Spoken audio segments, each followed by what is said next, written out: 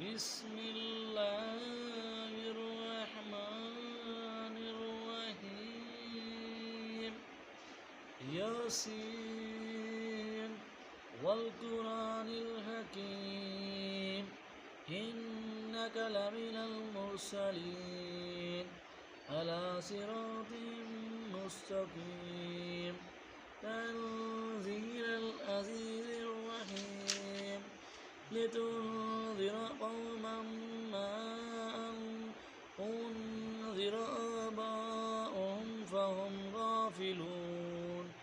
لقد حق القول على أكثرهم فهم لا يؤمنون إنا جعلنا في أعناقهم أغلالا وهي إلى الأذقان فهم مقمحون